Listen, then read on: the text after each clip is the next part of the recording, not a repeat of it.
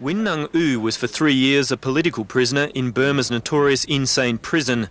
He's just completed a book on his experience.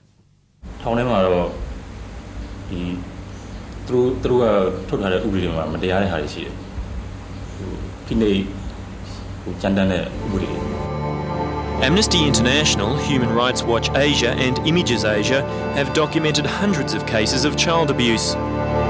During our stay in Burma, we witnessed child soldiers wandering the streets, carrying weapons almost as tall as themselves. We also stumbled across these children on the road to Mandalay. The youngest was 9, the oldest 12. The woman supervising them told me the children were being paid 50 chat, or 30 US cents a day. It's a meagre sum compared to breaking rocks. And how much do people get paid for breaking rocks and working here? It depends on the number of holes they make.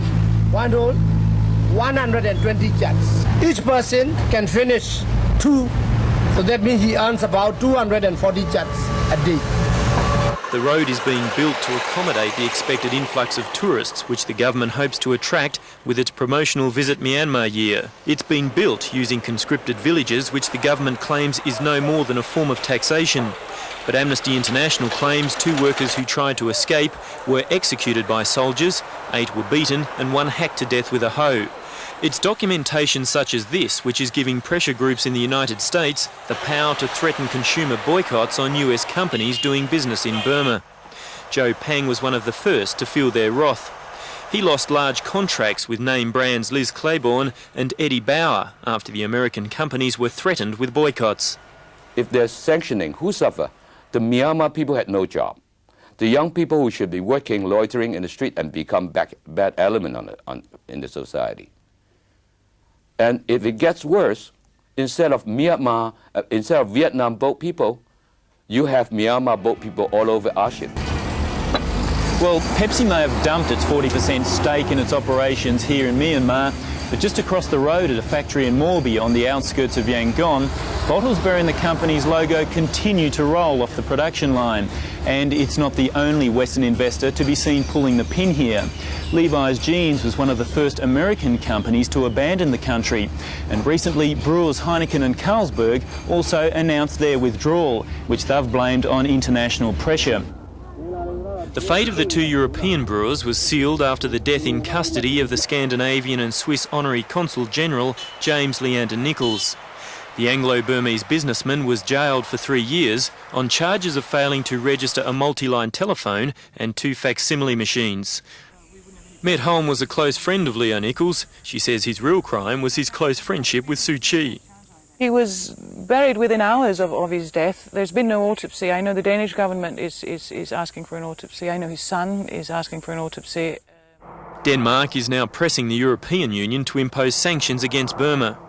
That is something that we do not want to get involved in at this point. I think it's better to take a more positive approach and try to develop a more reasonable political solution than having to resort to those sort of fairly dramatic actions.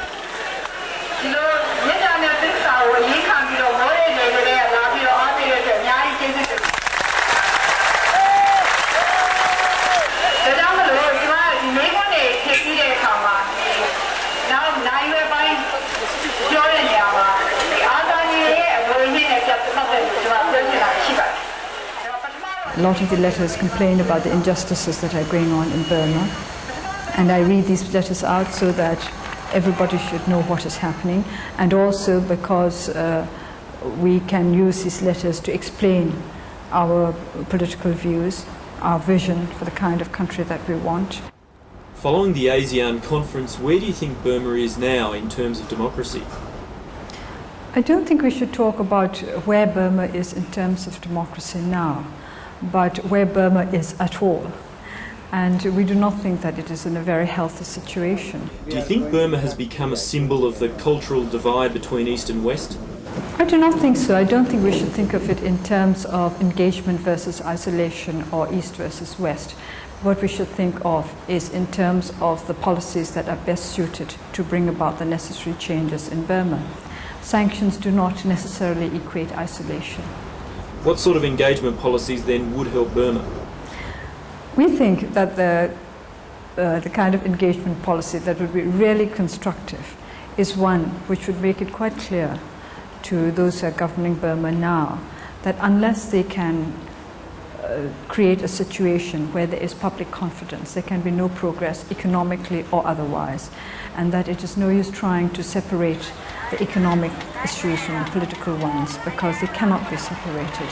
Is it going to take a collapse of the economy before there is change? I hope not. I hope that the authorities are more sensible than that.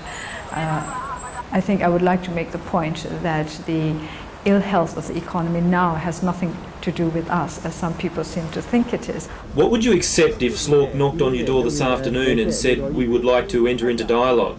What would you require in the formation of a new government? It has to be a progressive business. One doesn't resolve the problems of several decades in several days, you know. So we are prepared to work hard at making a success of dialogue, and we are confident that we can make a success of it.